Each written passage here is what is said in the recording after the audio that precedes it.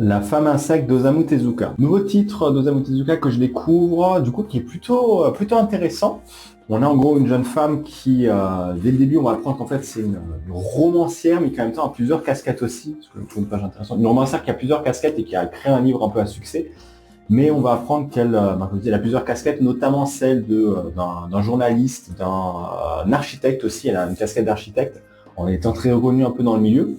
Et un peu comme la femme insecte, on peut croire que c'est une personne qui évolue, mais en fait c'est plutôt plus compliqué que ça. C'est un peu, en gros, elle est plutôt une femme sensation, on pourrait dire, si vraiment il faudrait un peu la définir, c'est quelqu'un qui se rapproche un peu des gens, qui essaie de créer des affinités avec d'autres personnes, mais en même temps s'assimile un petit peu leurs compétences et leur caractère pour évoluer un peu elle-même. Donc on va voir par exemple ce que je vois par exemple, elle va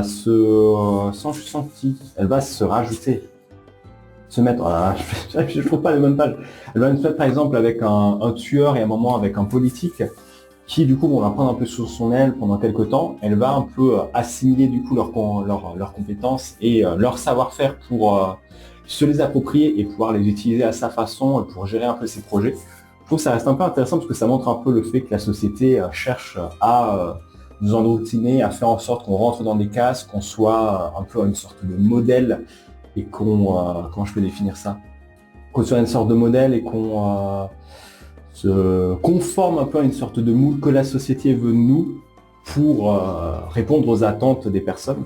Donc je trouve ça assez intéressant. Est-ce que je retrouve un peu la page qui, pareil, présente un peu d'autres événements? Parce qu'elle a quand même un peu des façons, on voit aussi un peu ce personnage avec une autre histoire un peu en parallèle avec une personne à qui elle avait pris déjà un peu quelques petites choses quelques savoir-faire. Je trouvais des pages, mais elle est à poil. Hein. Je ne vais pas forcément trop montrer ça.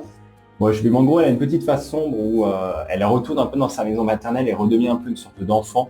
Sa mère est un peu la seule personne qui l'avait un peu respectée, l'avait traité de manière naturelle. Et ça, je trouve ça, c'est un récit très, je sais pas comment le définir, mais vraiment très intriguant et qui fait quand même plutôt réfléchir sur un peu la nature évolutive des personnes, comment est-ce qu'on peut s'approprier le savoir des gens. Il faut savoir que voilà, vous êtes à l'école, vous apprenez le savoir, vous assimilez le savoir que vos professeurs essaient de vous apprendre, et c'est pareil, même après dans le monde professionnel ou plus tard, même dans les sports, on peut par exemple parler d'un truc artistique, vous vous inspirez des autres personnes pour assimiler et ensuite créer votre propre art et créer votre propre façon de faire. Vous vous forgez en gros avec ce que les autres vous offrent, sauf que là, un peu la femme insecte, c'est elle qui s'approprie le savoir des autres. Et toi, t'en penses quoi?